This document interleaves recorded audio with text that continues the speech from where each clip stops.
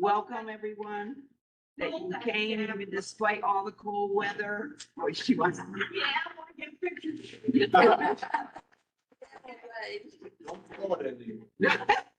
By the end of the year, I'll be going. It's got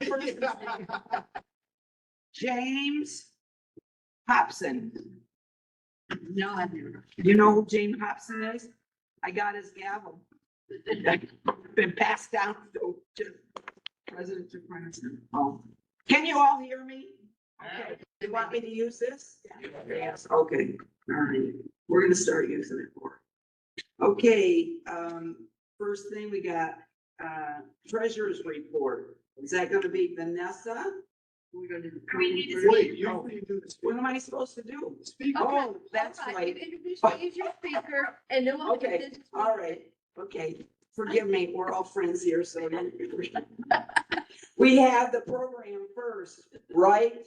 Yes. Okay, then the business meeting, right? Okay, I got it. Okay, our speaker is gonna be our first past president, sitting across from his second vice president. I can't go wrong tonight. I got for 7 years of presidents here at my elbow, so they said they let me know if I did something wrong, so. We did. Okay, we got Donna Otto, and like most of you know, she was our past president, and she's gonna talk to us about a program the state has called Adopt a Loop, and she's hoping to get you interested in participating in that. See, my problem is after 4 years being up front, I missed it, just knowing I wasn't gonna be up here. So I had to. No touch screen. No. Oh, it's not touchscreen. Don't touch it.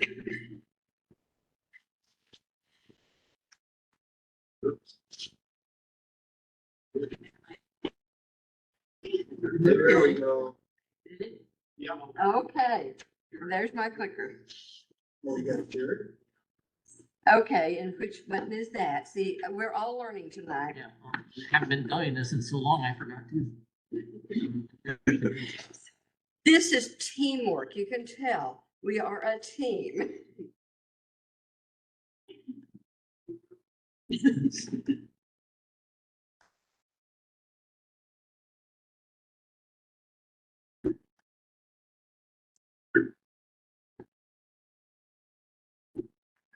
Okay.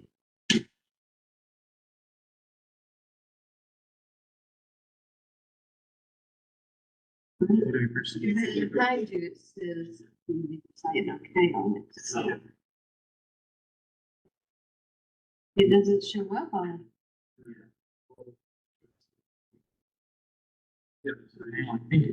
Let's check here. All right. Okay, we're good. We've got a good technology team here. We've got a good business team. We're all gonna go on here. So, I mentioned Adopt a Loop to someone that here a month or so ago, and they said, what's that?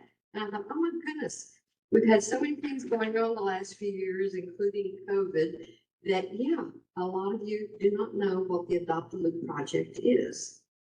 And is it going to advance? Yeah, other. The other button. The other. Can I hit enter? Probably stuck in with the extra. So, and I'm gonna go through a little bit of history of what Adopt a Loop is and how we got involved. Okay. So, you note that this Great Texas Coastal Birding Trail in the Lower Texas Coastal, there are different maps for the different areas, and I'm gonna go over that a little bit. But we adopted this project mainly because the Parks and Wildlife decided they needed to do some stuff to increase tourism. And birding and getting outdoors is big business, includes fishing, that has big economic impact, and hunting, we have lots of hunters here, and then wildlife watching. He's gonna fix it. Maybe make it worse. Yeah. All right. So they decided that because of all these recreational activities, hit the right button. It's really on the, It's not wanting to advance again. oh, yeah, click on the map. We're gonna get this straightened out in a minute. I can talk a long time. Can you dance? I can dance if I have to. But Susan's the one that's done a lot of line dance. We'll get her up here to entertain us, to slow down too much. Yeah. There, now try. You know, and it's the button that doesn't have a mark on it, right? Try the other one. Back one, no. Really, just below. There it goes. Oh, there. So they looked at nature tourism and especially those tourists that went out to nature, they know the value of conservation.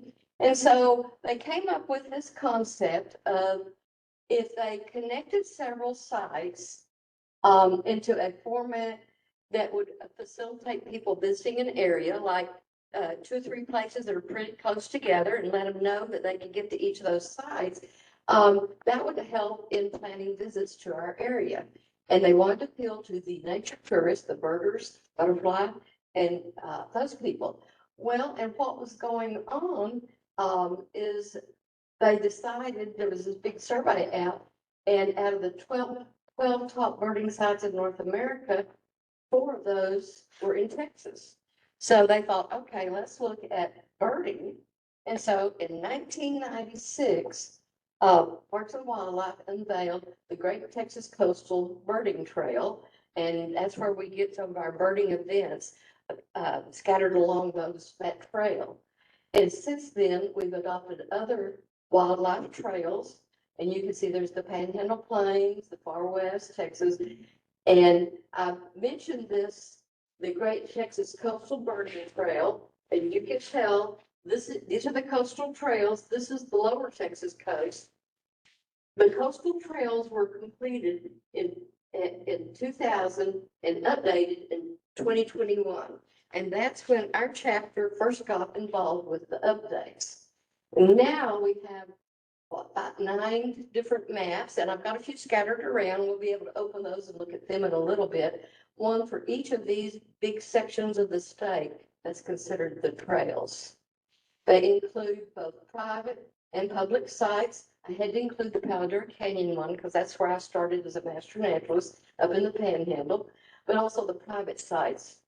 And initially it was looking at the birding, but it's expanded to include bats and butterflies and wildlife and the plants, and including getting funding through Parks and Wildlife and their program to update and maintain trails, signs, observation platforms, driving routes, visitor centers, and photography blinds. So this was all part of that initial program to get these trails started, excuse me, and to attract people to these sites. So now they have several items available for use that are available to send out and hand out at different events. Excuse me. They also now have a website, and you can go to that website. It's called the Great Texas Wildlife Trails, and you can see information about each of the sites along the trails and each of the. They also have a Facebook site now, and they have extra handouts, and even some handouts that the local parks have developed in response to the tourism that was initiated and promoted through this program. So these were the initial coastal maps, the 3 along the border, the coastline here in the Gulf, and you can see ours is the Lower Texas Coastal Birding Trail. And remember that because our abbreviation for that is LTC. That's where the LTC comes from, is Lower Texas Coast. So in the Lower Texas Coast, it included all the birding trails, but if you look, and you pull this up on their website, there's all these little trails, and the trails that connect to each other are called loops. And within those loops, which are the little green routes. There's several sites. So how did we get involved? Well, like I say, all this began in 1996. And Parks and Wildlife decided they needed to update this program. So in 2020, you know what happened in 2020? I was elected president in January and COVID hit in March. And so our annual meeting for our Master Naturals went virtual. And that was when they were planning to introduce, when they did introduce the Great Texas Wildlife Adopt-A-Loop project that October. Well, you know, because it was virtual, not a lot of people were involved. And so not a lot of people heard about it. But in January, as president, I got an email from Joshua Lee, who's the marketing specialist for nature tourism for Texas with Parks and Wildlife. He called and said, we need some help. And what he was doing was asking all the chapters that were in these counties that were involved with the coastal trails, those along the Gulf Coast, any TM chapters that were in those that had their regions in those areas were asked to visit the sites on each of those loops that were within our counties and provide feedback to Texas Parks and Wildlife. So I got some of our members volunteered, and they were going to be expert reviewers in our area. They asked for the information on January 14th, and they wanted it back on the 22nd. It was a pretty quick turnaround in the dead of winter, but our volunteers from our chapter completed 7 loops with 39 sites. A site is like Estero Grande State Park, Benson State Park. Those are sites within different loops. And these are the questions that we had to give feedback to the state for. Now, some of our people were able to go online. Is the website address correct? Is the telephone number correct? Site open to public. Some of those we knew because we've been going to Estero. We went to Benson. We know they're open. We can check their website's still good. Yeah, so the site still exists. There were a few places that people visited and decided, no, this is not active anymore. What used to be an overview site just at the side of a road, there's no sign of anything going on there and nothing to attract people anymore. Maybe the roads changed a little bit or whatever. So we did find some sites that were not in existence and not being used. So these are the people that were involved initially in that 1-week effort to get feedback to Texas Parks and Wildlife. And you can see the ones on the right are larger print because those are the most important people. Because I changed my font size. So there were several of us that were involved, and it wasn't a lot of work, a lot of feedback to collect the information for each of those 39 sites. But it was interesting. It was interesting work, and we got to go and in some cases meet face to face with them. Well, then in February of 2021, we had a virtual volunteer fair that also offered information about Adopt-A-Loop. And in their description, they were telling people it's important to do this because we want to have y'all provide regular site evaluations so that they can better understand the distribution of wildlife along Great Texas Wildlife Trails. So we were tasked to do observations, and we said, oh, this sounds like a good idea. And we discussed the fact that across our counties here, there are several Adopt-A-Loop sites. But the thing is, if we officially adopted a loop, that meant we had to do quarterly visits to each site and record what we found and do quarterly eBird and iNaturalist observations. And then there was a form to fill out every quarter. So we decided that sounded like a lot of work. So that would be 16 reports just if we adopted these 4. So we decided, let's just limit it to 1 and get this started. And this is the one, the Estero Grande loop, is the loop we adopted. And if you see these numbers, these LTC 054, 055, those are the site numbers. Take a picture of the slide or make note of those. And I'll discuss where you can find those again. So we decided to do this, but we were still under COVID. And so rather than be real strict about it, they wanted us to be able to do social distancing. You could not have groups of more than 10 people together, even outside. They preferred outside, and you had to still do your social distancing, use your own tools, and all sorts of regulations back under COVID. So we decided just to try this at a sterile. And as you can see, if you pull this up on the website, if you click on each of these sites, which are those 4 that were listed a minute ago, there's a description. And this one is probably less known of our 4, and it's the Mercedes Civic Center site. It's over where the Civic Center is and where they do voting. And they have a little park area over there. They even have a little garden area over there. But they have planted a bunch of trees that somebody came in and planted, and they established a walking trail. So there's all sorts of stuff over there, and it's a nice little site. Frontera Audubon, Estero, and Valley Nature Center are the other ones in that loop. So if you go to the map and click on one of these little green features that are out there, you'll see, if you click on each of those little points, it'll should tell you what that site is. It'll tell you the site number, LPC 055, and it'll say what it is and where it is. So what we had to do initially was do an initial site visit forms, and we divided that up among the different people of that same group of volunteers.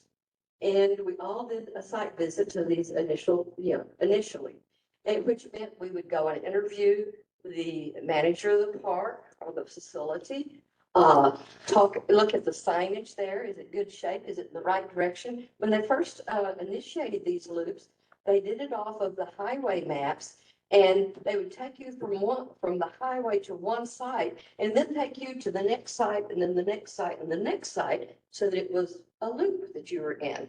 Well, not everybody wants to follow that loop or go to the same site. So we were needing to get highway directions changed. So instead of going from one loop to one site along the loop, you have a location of each of those. So we had to look at things like that. Was there a website? Were the directions to the site good or accurate? Were there items listed on the website of features in that park? There's an observation deck at Estero. There's a blind. The blind was new. It was not listed as one of their features. So we updated that information.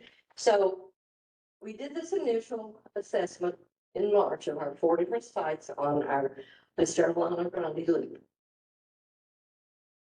And then we got some more information on entering data and iNaturalist and eBird, and we shared that with other project volunteers. And we, like I said, we did not develop a schedule of visits. We kind of left it up to individuals to choose which sites to visit, and their sites were visited by documenting it in VMS, because they would put in there that they were there, what they were doing, and length of time. And our membership director provided guidance on how she wanted us to report that in VMS. And then they started quarterly coordinators of virtual meetings. And then they decided we needed to do revisits. And then also at the bottom of some of these, on the next page of this revisit, is additional questions that you should ask quarterly. And one of those is, has the site been visited quarterly or not? So there's a lot of documentation. So in 2022, Joshua Lee had been in charge, and Shelley Plant came along, and this was added to her other duties rather than being assigned to someone who had plenty of time to do it. It's typical government. What they had found out in that year of collecting information is there are 920 sites across the state of Texas. If they had initial sites, quarterly visits, and follow-up visits, that was a lot of paperwork that Joshua was getting, and he wasn't sure how to track all that. I mean, it overwhelmed him. You can imagine. So, not only did he have trouble figuring out how to best manage it and to get things done that needed done that we recognized as people who visited these sites. Um, yeah, so that was one issue.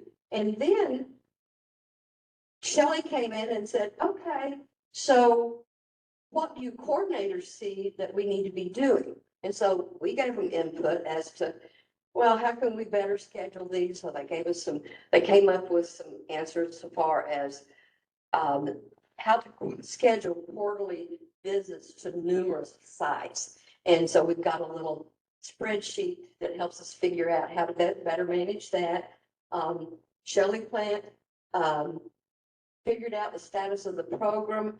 She went through and reviewed all the material that Joshua Lee had received. She got a spreadsheet and started entering stuff on the spreadsheet by site. This site needs updating on the narrative on these maps. This site needs, has some more features. This site changed its website name. This site has a new manager. So all the different things we had fed to her, she plotted on a spreadsheet. And then what action items there were, she would say what day it was identified. And then as she identified those to other people, she would say, reported to highway department that the sign needs changed. Well, she'd have to have the sign ordered. Then they'd have to deliver it to the right highway department. Then the highway department would have to come and put it in place. And then she could say, okay, this sign should be in place. And then we could go out and look and say, you're right, it's there again. So during that year, when she was trying to figure out what was going on, and we were trying, it's still in COVID, still in 22, still in COVID, and we weren't sure exactly, we weren't getting real good guidance there for a while. But Shelley came in and straightened us all out. So this last year, we have had regularly scheduled quarterly coordinators meetings. They were resumed. We did not miss any of them. And we really got a lot better information. She has made an effort to meet individually on a Zoom meeting with each coordinator. She has not met with me yet because you know what we were doing in 2023? We had the annual meeting here. And I said, I cannot do that this year. I have to run it over. But, you know, so I'm on her schedule for this year now. She has updated how the state gets their information, and she is wanting to get additional chapters involved. Some chapters in the state never got involved. They're just now getting the word, and they had a presentation at our annual meeting this year. The other annual meetings had been virtual, and there wasn't a whole lot of personal attendance or virtual attendance. So it was just being reintroduced on a one-to-one this year again at the annual meeting. So that was another hurdle to get past. So now there are more chapters that know about it and want to get involved. And then they better define what us as coordinators need to do and you as volunteers might need to do. And they encourage us to meet and conduct in-person training and activities. And so that's why I'm here tonight. We are going to see about readdressing the Adopt a Loop in 2024. I want to identify new interested volunteers, and you don't have to sign up with me necessarily, but I can tell you how you can be involved. We can consider adding new loops or sites based on their location and the number of volunteers. Again, if we want to do quarterly visits to these sites, if you look at a Sterolano Grande map, I don't know how many of you have been there. There is no way you can do a 30-minute e-bird and you're only going to barely get off the deck. So to do effective e-birding in iNaturalist, it takes time. It takes, if you have one person doing e-birding, another person doing iNaturalist, and some people are looking at plants, others are looking at insects and butterflies. If they're all looking at different things, that's a team out there that would take more than a couple of hours to get just the one little area they're looking at. I went e-birding the other day and spent 2.5 hours, and I only went from from the deck out to Alligator Lake and on up on the levee and then back. It's time consuming to do e-birding and iNaturalist to be effective and thorough. So before we can commit, we want to see how involved people can be. But we don't officially have to adopt a bunch of loops to do some observations. So under e-birding, you do your e-birding in their eBird app, and most of you probably have that or will be learning about that in classes. If you enter something in eBird, Parks and Wildlife will pick those records up automatically. You don't have to do anything more. If you're doing birding where there's hotspots, do look for the hotspots that has an LTC site number on it. That will loop this information from eBird back to the Parks and Wildlife. So if you're in one of these sites that's on a loop, and I'll show you how we can find that out in a minute, you hunt for that number on eBird.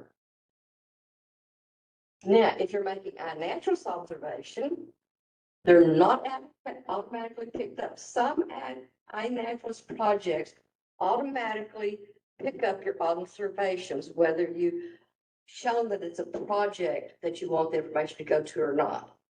So under iNaturalist, you have to enter the site number. You begin your observations.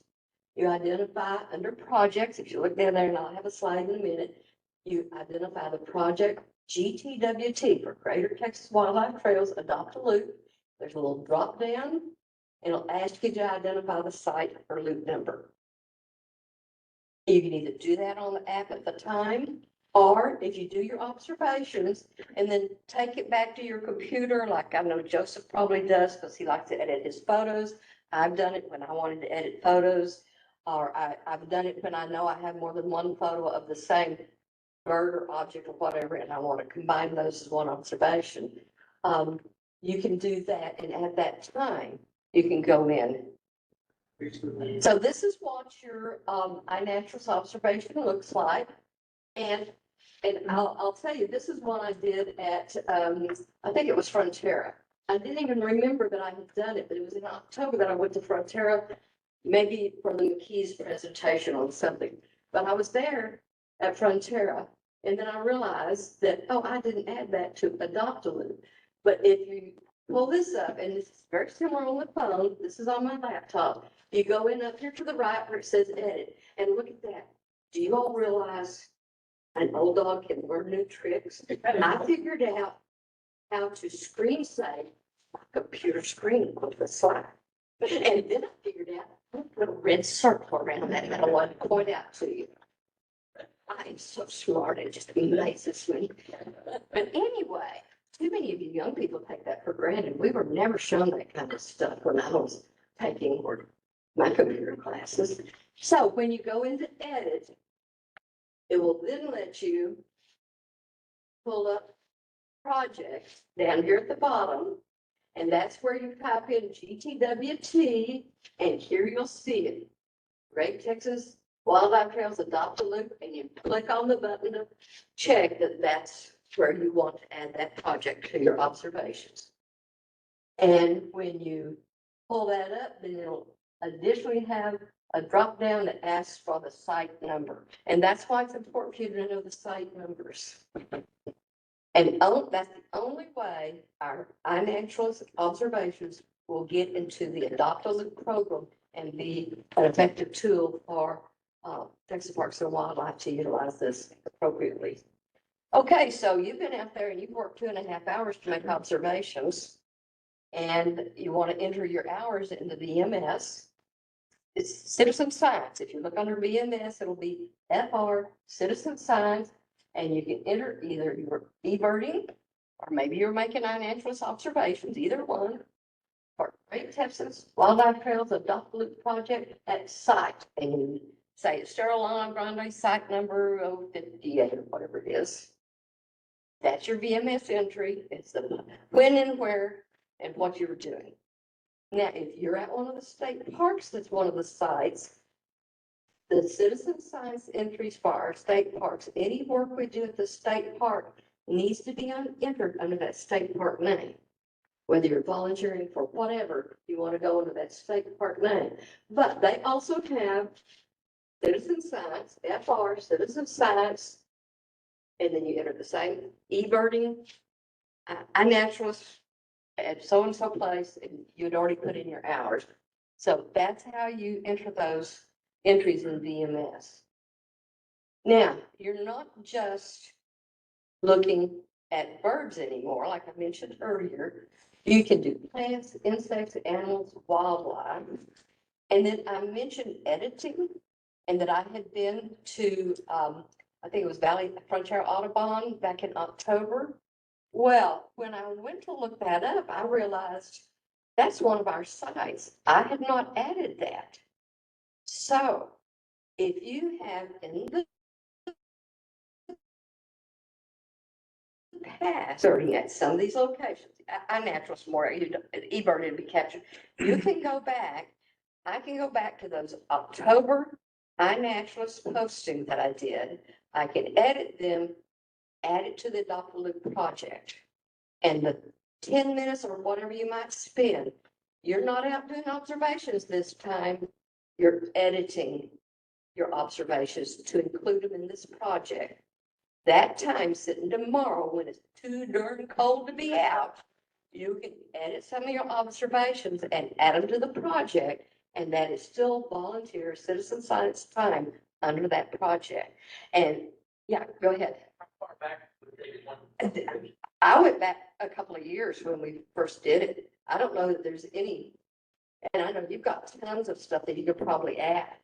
But so, yeah, that is something they had pointed out to us later on. And I kept thinking, oh, wow, yeah, I could go back. I don't make tons of observations. I made more.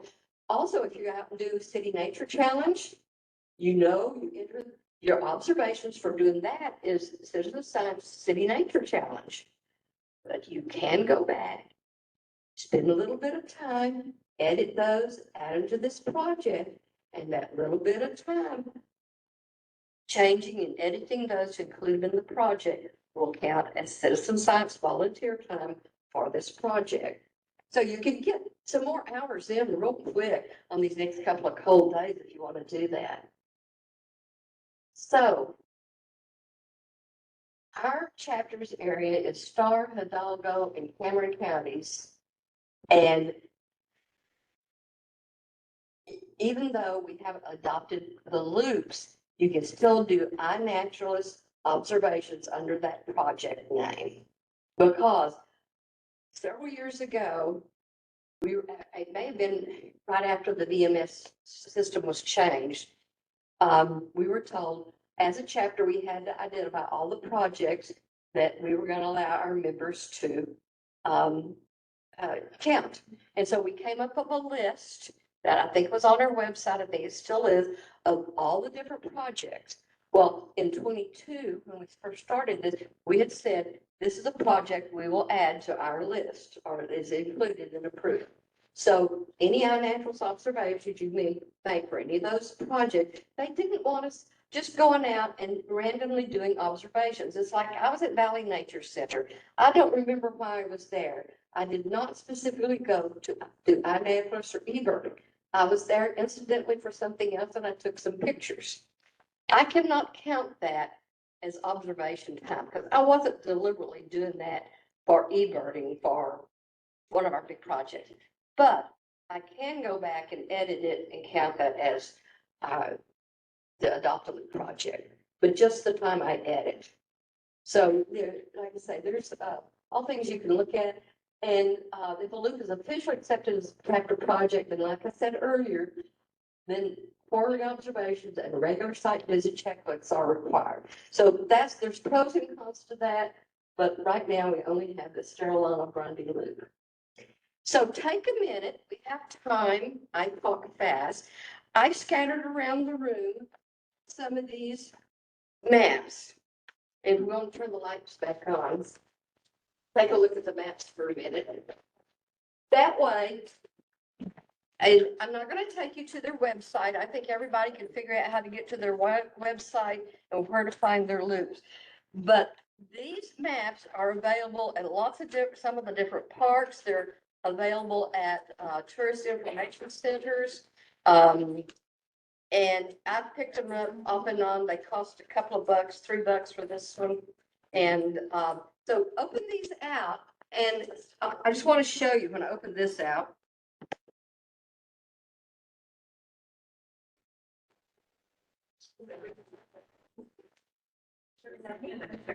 This has the listing of the different loops and the different sites and where they are. And that's the type of information we collect and confirm that it's still current when we do our assessments. But now look at the back.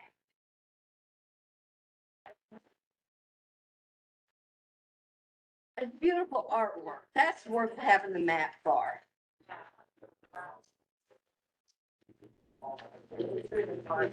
This map is for our coastal birding trail, our area. You know when that was printed, Donna? I did not know. I know our new ones are out. When I was at Frontier Audubon the other day, she says, yes, they got all the changes and we have some of the new maps because she had changed the GPS coordinates and updated those. So she knew what she had was a new one. I looked the other day and my eyesight is not the greatest, but I have no idea when this one was published to know if this is the most current edition or not. I suspect not, because I've been collecting these over the years. If I saw some laying around or from freebies sometimes. But this gives you an idea of the different loops. And now, as far as Texas Parks and Wildlife is concerned, if you want to make observations at any of these places across the state, you're more than welcome to. Now, of course, if it's outside our area, our counties, that would not be volunteer time. But if you're out there e-birding or something anyway and vacationing with the kids and want to enter it, that's additional information. Yes. On the credits on the printed side, it gives you the date that it was. Okay, good, good. This one is brand new, 2002. Okay. Brand new. Well, considering this started in 1996, and it took them a few years even to get all the loops, all these maps printed. But between 1996 and 2021, that's a lot of years before they went to update it. You know, if they're gonna do an interactive map on the website, because it's very costly to reprint.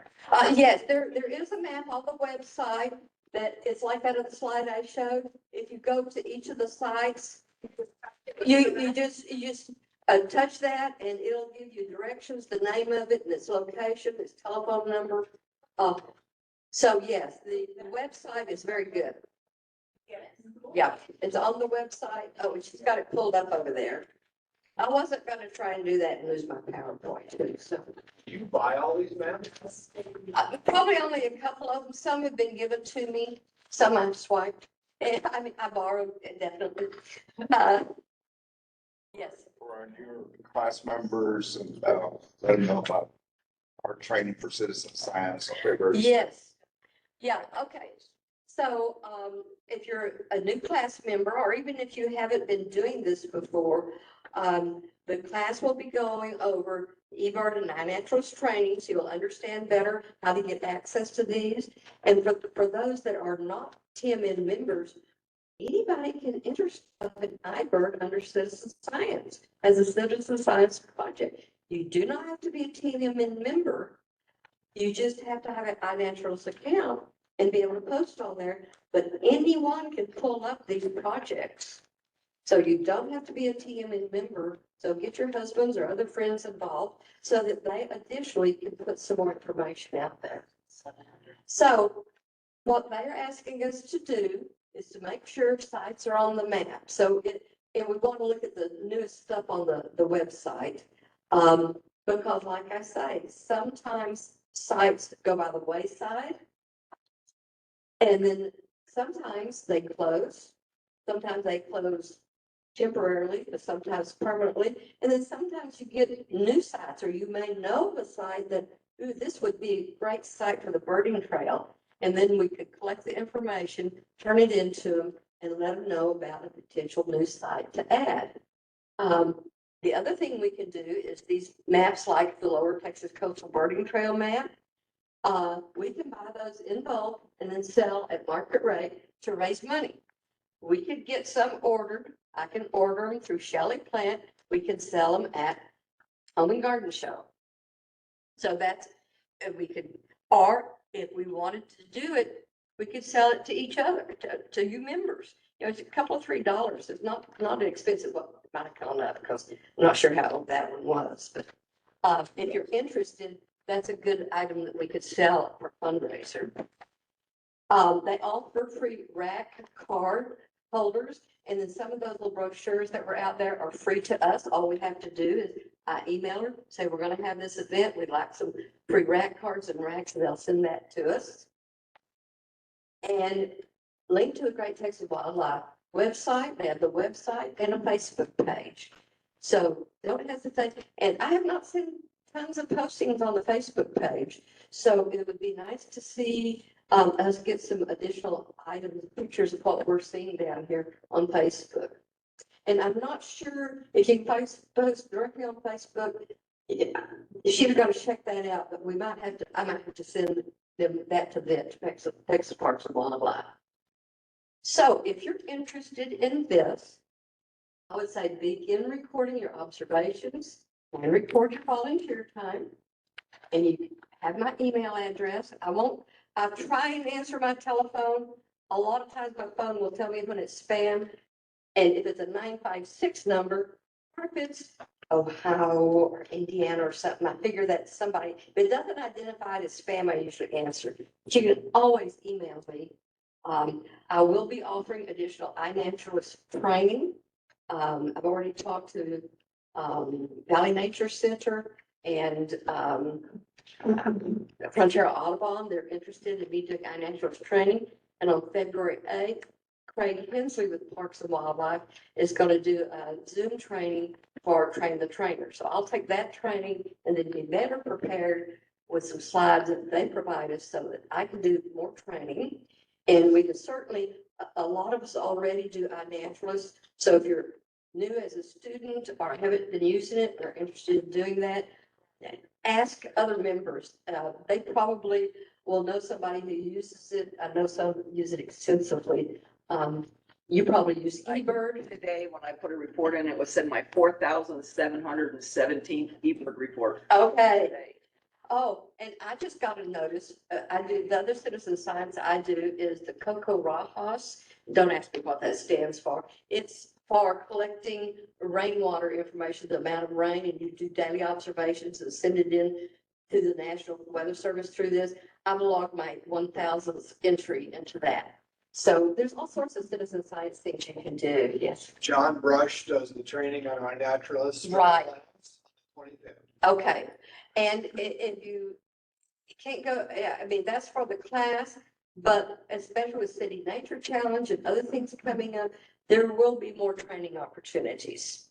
So I encourage you to do that. If people want to know about it, they can come to the class. They can sit in the back and audit it, the speaker. Okay, you heard him say you're welcome to come to the class on, what was the date again?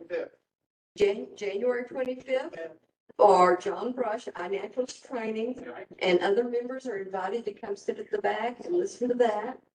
And I would like to encourage y'all to work as individuals, work as teams, but I do think we need to look at some teamwork efforts for the larger parks. And that's where I'm going to come in.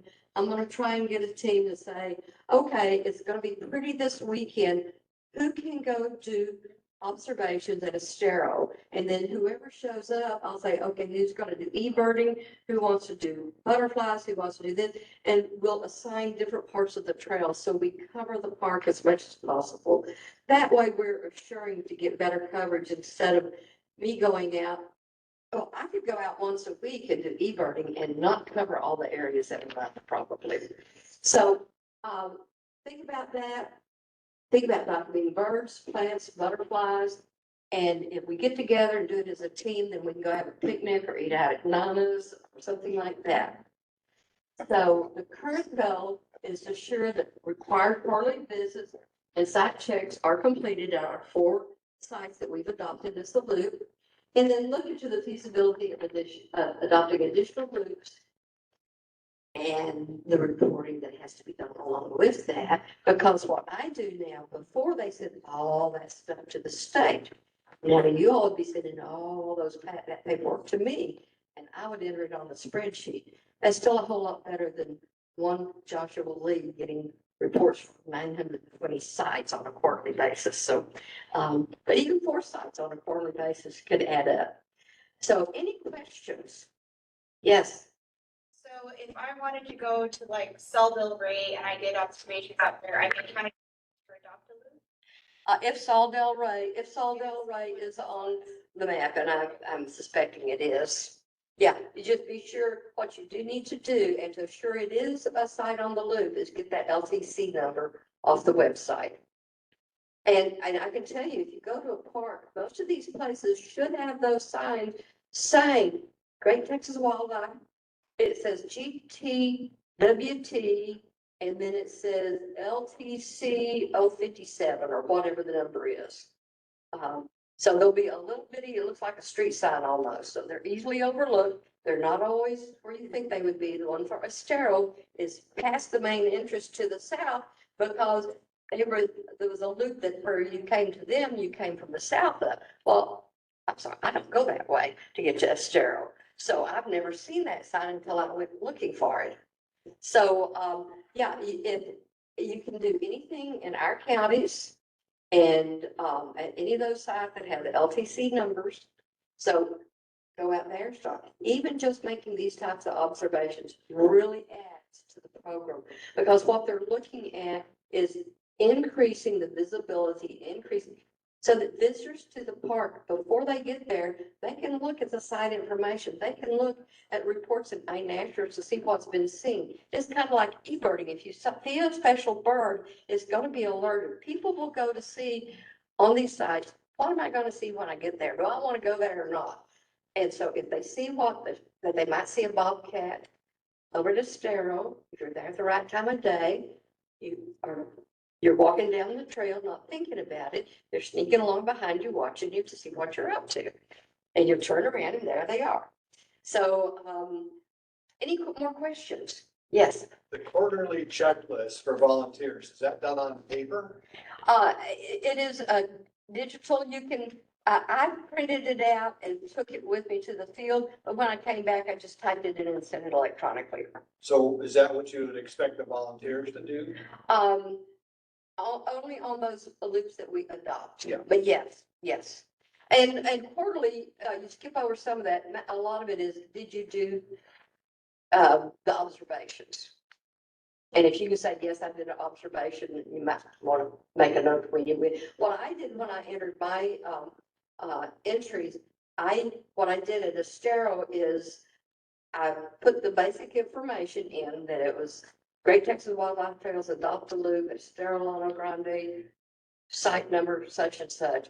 And then I specifically added in the comment, I went from the deck, the Alligator Lake to the levee and returned through the cactus area, whatever it's called, and back to the deck.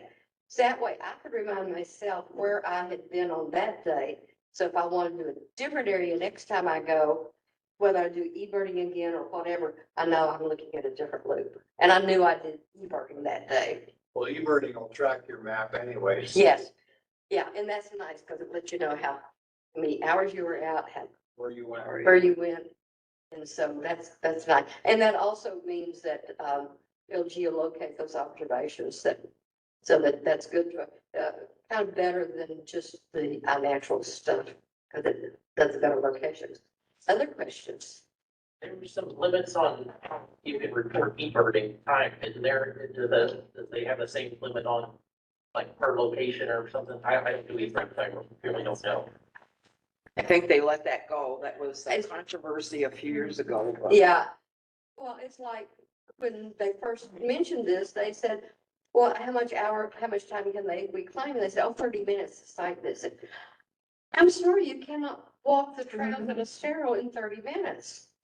And you sure can't I took 2.5 hours and I only did one of the I was not rushing. I don't go as fast as e-birding as Ann does, but I was doing some thorough, I mean, I was with a knowledgeable person who knew birds much better than I do. He was calling out what he was seeing, showing me what it was, and I was trying to find it in eBird so I could record it. We recorded 47 species of birds in 2.5 hours, not tons, but we got it recorded. As far as I know, they're not limiting that at all. I mean, how can they limit our, what we observe? And yeah, if you've got 3,000 entries that you want to edit and add to the loop, I only have 30 maybe. You're going to spend a lot more time editing your stuff than I will mine. And you're much more particular at your beautiful pictures than I am at mine. Is it recognizable or not? His is perfection.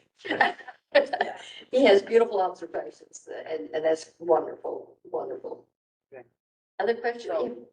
So I understand, if I understand correctly, you're gonna put a request out for people to help you at a certain place at a certain time, and then we'll let you know that we can help you Yeah. out, say at a sterile. Yeah, and then as y'all get into this, if you find a park you really like, or if you know you volunteer already at Benson or gonna be there, you're already doing e-birding there, and you want to encourage a few more people to do additional e-birding, if you think you can help coordinate the quarterly site visits, and that's a worthy site, see what other sites are on that loop.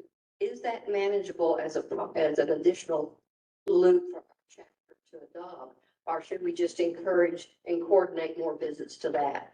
I'm going to encourage people to come to Estero because I can go out my back door and walk over there. But yeah, so if you have sites that you're really interested, yeah, get hold of me and say, let's do something over at this site and we'll work to get something scheduled. And our new volunteer coordinator will, River, can put that out. Donna's wanting to do a Dr. Loop observation on such and such a day. Show up here at so-and-so day and be prepared to do e-birding and natural observations. On those eBird, observations, does each of them require photo or audio confirmation? No, not an e-bird. Yeah. I don't for myself, but for your projects, it doesn't have to have. No, they rely on us being the experts. But like I say, I had an expert with me because I'm not the birder that Ann and some others are here. So yes. I have a question, Donna, or a comment, rather comment. This is Alicia. I'm online. Can you hear me? How are we going to identify things we may not? Okay, I'll answer you. I had somebody who was online that was asking a question. This is Alicia. Yes. I just wanted to make a comment, Donna. I volunteered Resaca de la Palma for, the last almost 2 years, 2.5 years. And I do iNaturalist and I do eBird every week that I'm out there. And one of the problems that we encountered some weeks back, and that's why I kind of quit, was that I identified some twisted rib cactus, and the following week it was all gone. Somebody went and picked it up. So if somebody does plants, you need to hide or make the location bigger instead of specifying it to right where where iNaturalist tells it. So yes, there should be some protected species out. Some species should be protected, but iNaturalist should catch those, right? And well, it didn't, and it didn't in this case, and the whole little forest was stolen. Yeah. So if there's not very many around, you can obscure the location. Right. And it'll give the general location. So that is something you could do. iNaturalist, normally things that are endangered or are listed or something, they will automatically obscure that. But if you see a colony of something that looks like it might be endangered, and you want to obscure the exact location, so nobody decides to go abscond with it, then yes, that's an excellent point. And just the plants is where you need to do that.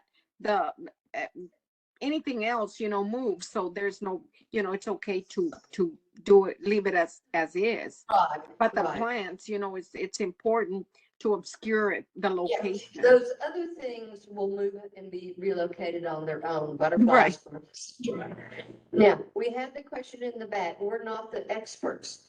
No, but under iNaturalist, you may not need to be an expert to enter observation.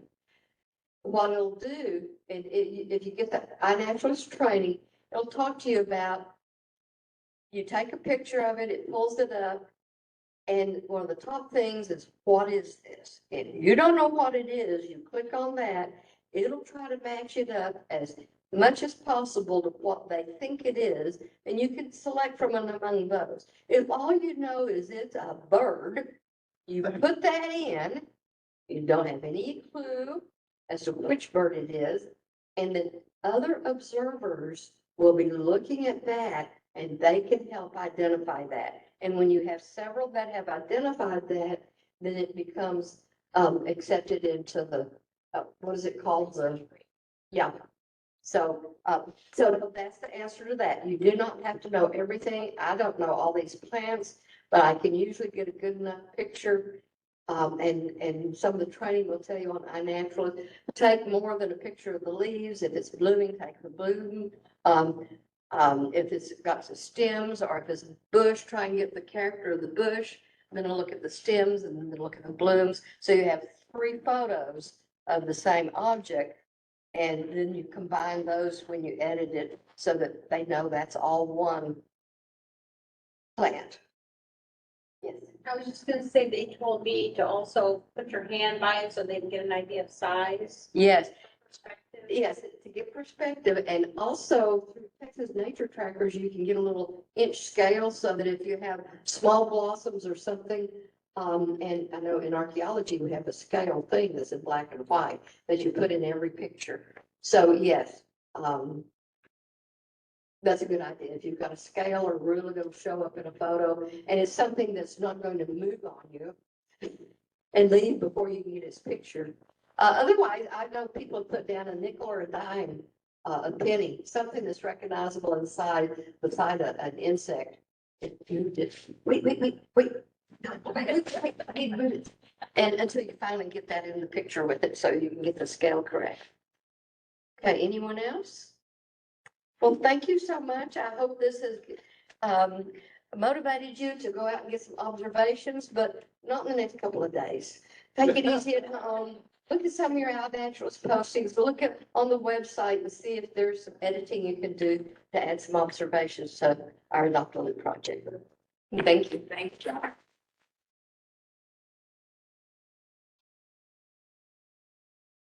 Okay, here we go, trying to do the president thing again. All right, so that was 1 hour 18. Towards your 8 hours to get recertified this year. Okay, moving on. All right, now the business part of the meeting. Is Vanessa here? Yes. Okay, hi. And are you gonna do the, okay, Gail is working with Vanessa. She's gonna be our new treasurer, and Gail's gonna. Okay, I can do this.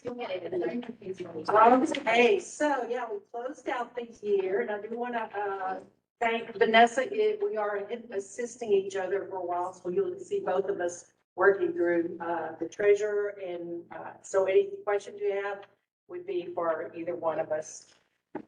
For closing out the year for December, you would have gotten the financial report, and it was kind of a busy month because of our classes, the incoming amounts that we had, the payments for tuition, and so we had about $3,000 in our tuition payments. We had also dues coming in, and we still do. Right, that are due by the end of the month. And so if you do want to pay your membership dues, I will take that tonight, either cash or through card. So that came in December, and we had our payment out for our December meeting, some food for that. We finished up with our scholarships for the state meeting. We ended up overall with about $2,900 in scholarships that we paid. A large number of people helping, so that was really great. That was a great project for us. And so we had our ending balance then of, for the year, $16,139.77. So you can pay your dues tonight. I did want to mention that. And also, we do have some t-shirts. You know, we did the t-shirt sales over the past 2 or 3 months, and there's a few of them back there, just some different sizes of the new fabric that we used. So if you're interested in one of those, you can see if we have your size, and those are 15 for short sleeve and 17 for long sleeve. Okay, thank you, Gail. Okay, the next is the treasurer's report. No, excuse me, wait a minute, we just said that. Velma. And I sent out the minutes for the last meeting, and we have to vote on that? Yes, Okay. I move we accept the minutes as Oh, published. thank you. Donna moves to accept the minutes for the last meeting, and Jim seconds it. Okay, we got Velma back there clicking away. She's doing a report. She'll probably have it to me before we get home. She's very efficient. Okay, now for the committee reports, we got, We already voted. Yeah, oh. You know, raise your hand. You approve the minutes. They've been first and second. Thank you. No, we didn't. No, okay, I would also like to make a motion to accept the treasurer's report and file it for audit. I'll second that. Okay. We told you this is teamwork here, you know. All in favor? Oh, thanks for the help. And you must come every week. Every month. Okay. I'll love it. Now, Vice President, we got Jennifer. Do you have a report for us? Thank you. Happy New Year, everyone. I'm glad to see everyone here on this very, very cool evening.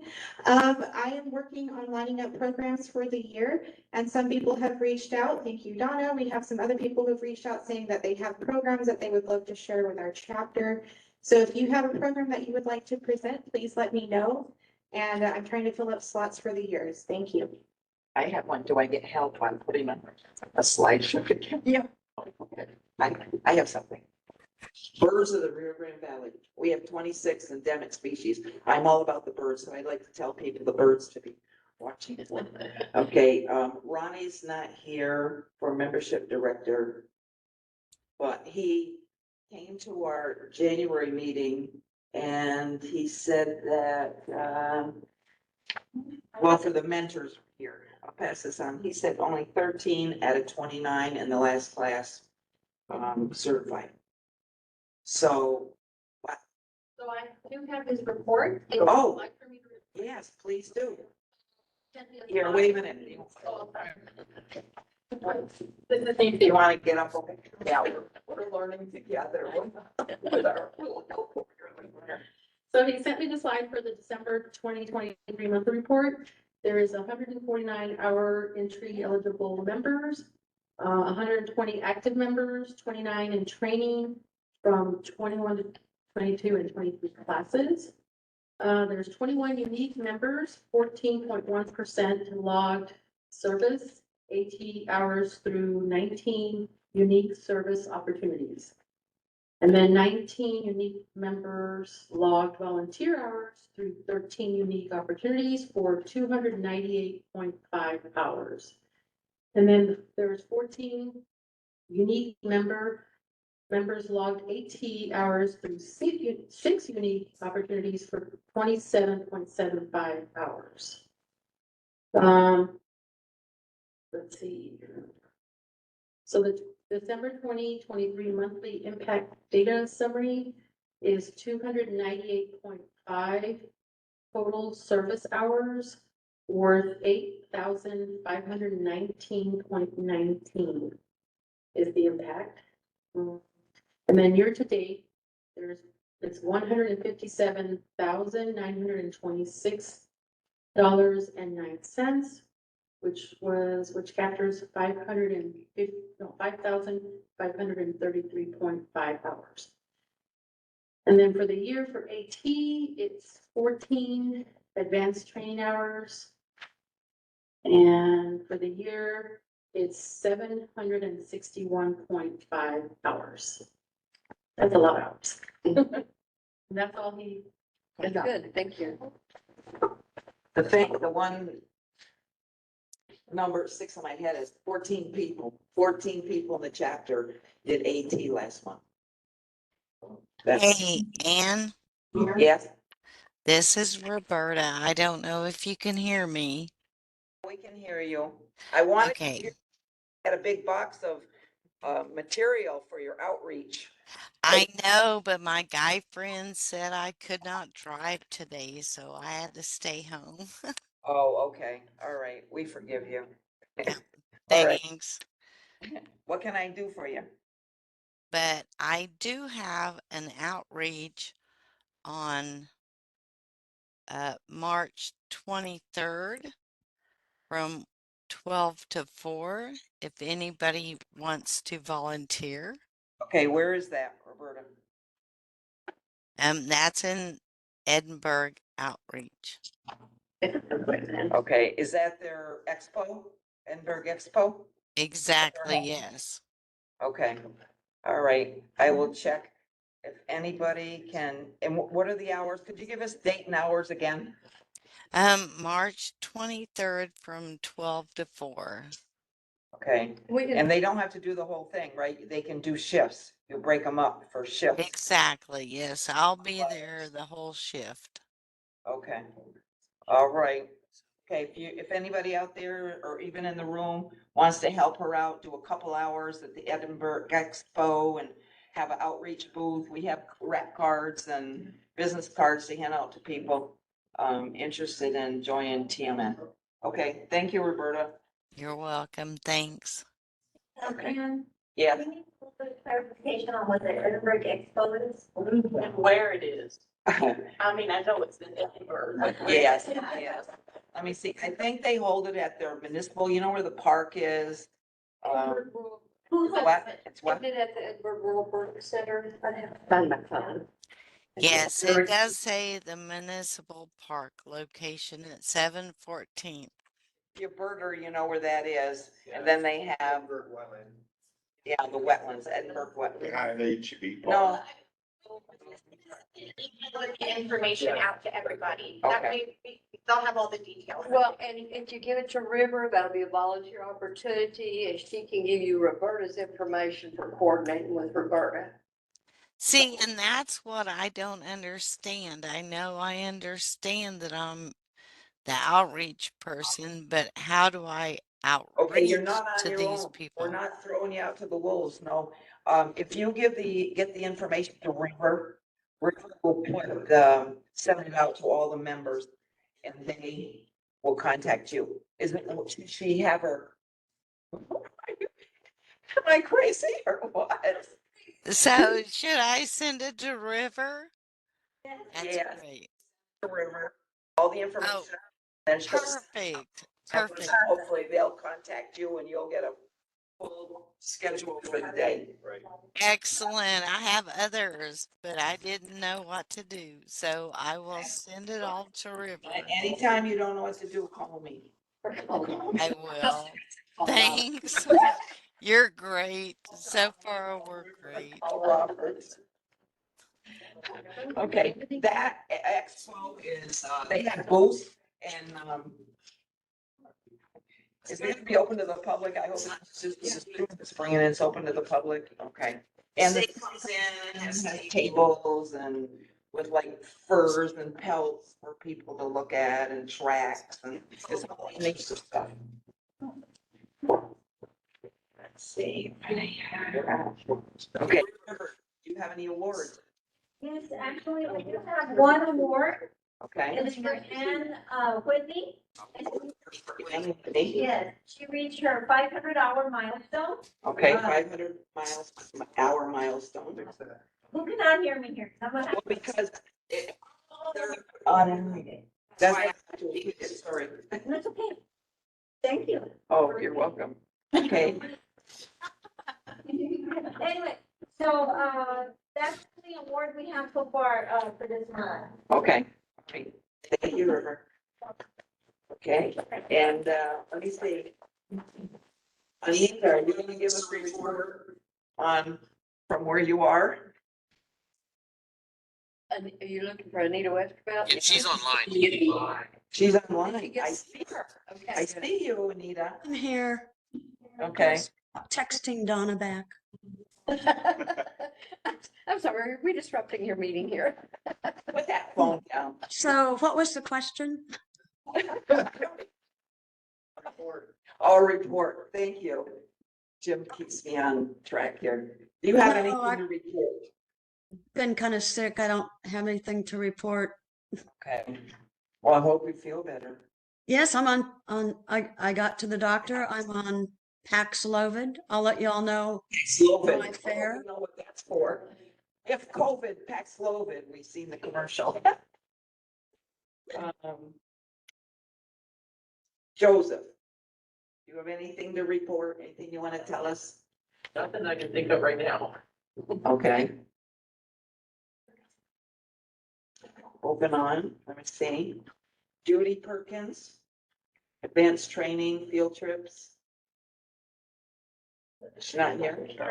Are you on? I think you were leaving out of town today. Okay, Yeah, she did post something just a couple of days ago, so. okay.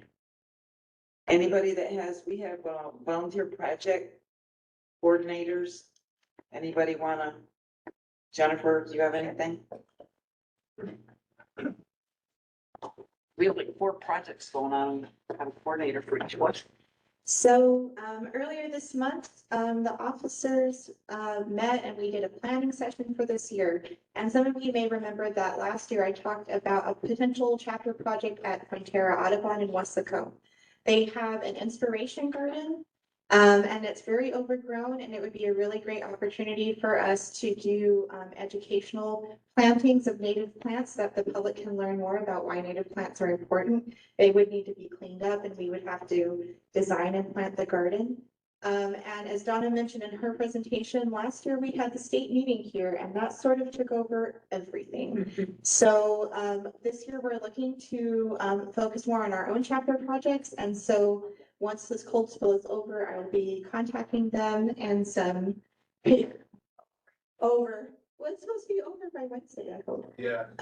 So we will start looking at getting a budget together and the next steps for that project, and we'll be bringing that back to our chapter to talk about progress on that project. Thank you.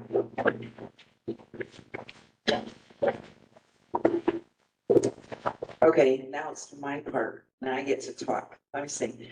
One thing, all of you here, I'd like to ask you for next general meeting to invite somebody that you know that's a TMN but hasn't either been that active or just needs a little extra encouragement to come to our meetings. And I have something else to show you.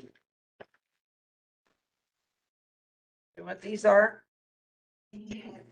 They're name tags for people either took the class or name tag belong to our chapter and they have never come back. So I'd like you to come and look at these name tags. If you see somebody you know up here, maybe you could bring them their name tag and encourage them to return to attending our meetings again. And that would get our membership up and get people more active in the chapter. Because that's what we've seen. The participation has gone down since COVID, with like a lot of things that shut down and didn't resume. Yes, I have a bag of those. you have a bag also? Oh, I didn't bring them with me today, but I have a bag of those then also. you bring the next meeting. And I mean, we'd like to see these people back again. And you're looking at this is maybe $100 of our chapter money that went into these name tags. Why should put some rich down on the list there? Well, we Okay. can look and see who are still members. Okay. Oh, maybe I'll give the bag to River. Okay. Ronnie's not here, no, to look and see if there's still members. Give it to Ronnie. Ronnie, are you on listening? We'll Oh, we surprise just make a them. list of the names. Okay. Send Who them out. wants that project? That's volunteer hours. Okay, let me see. We need a hospitality person for our classes. We need somebody to come in and put out the paper plates and napkins and see about. Is there somebody here that told me they don't live too far away? Maybe they could, oh yeah, all right. Roxanne, right? Yeah, and I'm in the class, so. Yeah, I'm okay. gonna be here. All right, well, we talk after. I brought napkins, so. It could be a committee and not necessarily just one person. Snacks. Okay, she's saying. We'll get it together. But if somebody would have to come to every class or every general meeting just to help us put the paper products out or get food or pick something up. Okay, let me know.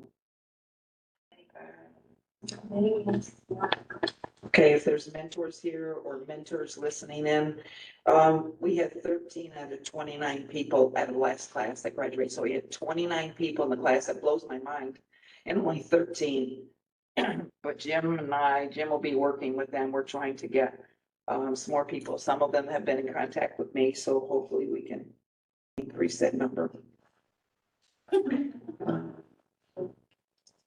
Okay, I guess that's about it, what I had. You have 1 hour for AT and what are you gonna say? 0.25 for business meeting? Plus drive time. The one? Plus drive time. Oh, yes, plus your drive time. Okay, question? If I have a volunteer event, do I just go to the river or can I share it now? Oh, yeah, sure. Come on up. Do you have something you want us to participate in? Yeah. Okay. And we have people at home that are listening in, so you're talking to more than just people in this room, so you can get the word out. Yes, thank you.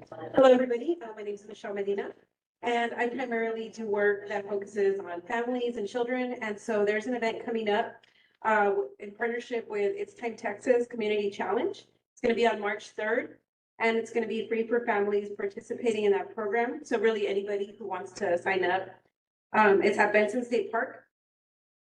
So that's March 2nd from 1 to 4. So I'll be coming up with the activities that engage the kids and the families, get people moving, have to do with nature. And so I really just need support from others that would be there to help me facilitate so I can plan the activities. And then I just need folks to be there at the table and that can help the families and guide them through, help the kids get the materials they need. So that will be coming up March 2nd. And there's like a 3-hour window there. March 2nd, the time. 1 to 4. Send that to River and she'll send. Michelle, if you give me all the information, I can send it out to Lister because Yes. it's not like tomorrow. No, we have time. Yeah, okay. So just to save the date and then we'll get the info through the email. It's Time Texas Community Challenge. And it's gonna be at Benson State Park. Thank you very much. Thank you. It's in. Right. Oh, it's. Anyone else have a announcement, a question? Okay, if not, that ends our January general meeting. And you Thank for survived. coming. I survived. Yeah. Oh, wait a minute. Your minutes said that you were gonna cover the, project location or the project list, approved project list. We need to update that. Yeah, that was.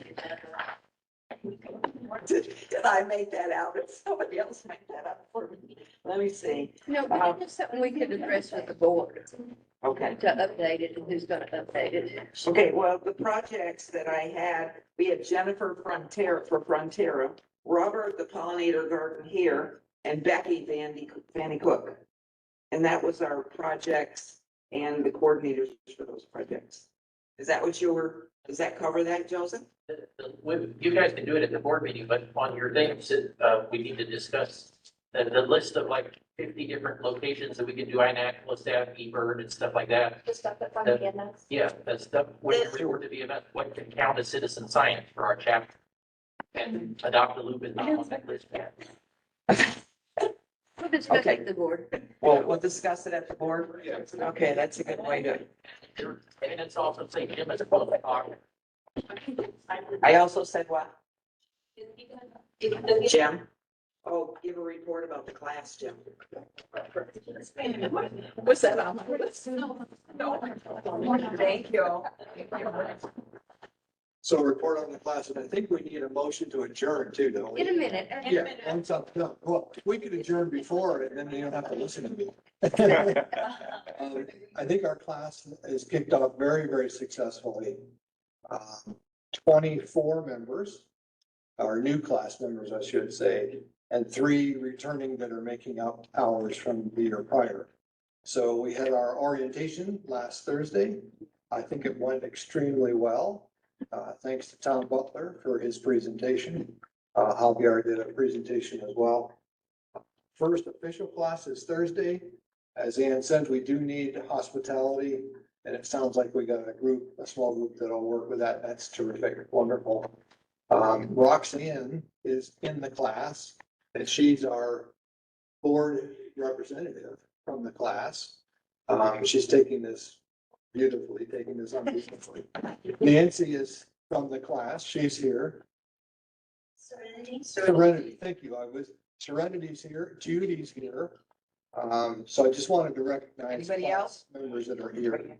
Oh, sorry, I missed one. And you are? Mia. Oh, that's right. Mia's here. Yeah.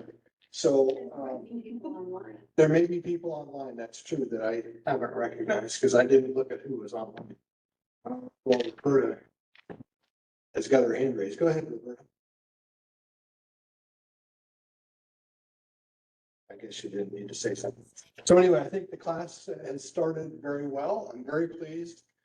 6 class members attended the session Saturday. 7. Wow. For advanced training. I think this group is really off to an excellent start. We'd like to see this year's graduation rate increase because last year's was not really good.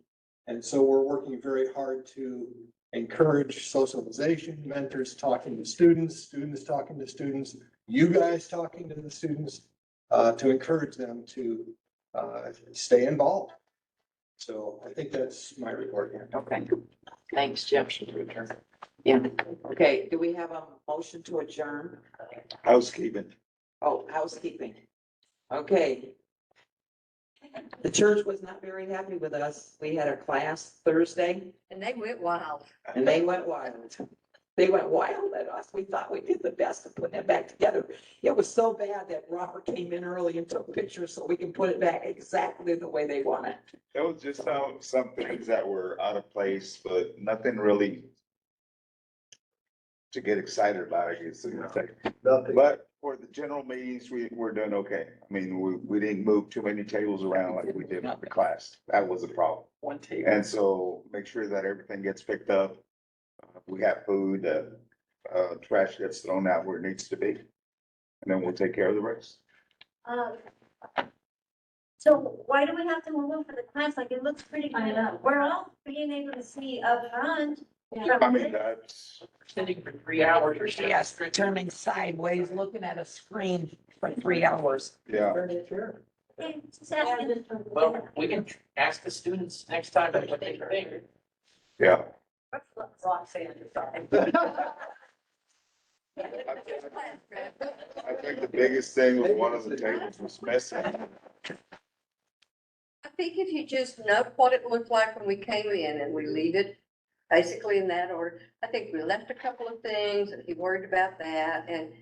They said a table was missing, and I guarantee no one put a table in their trunk of their car and left with it, but they eventually found the table, so but we got accused of. It was very minor, but we can do better. Right, there you go. And, Okay. and if I want to be sure and get my maps back. I'm trying to drag this out another 2 minutes so we can count.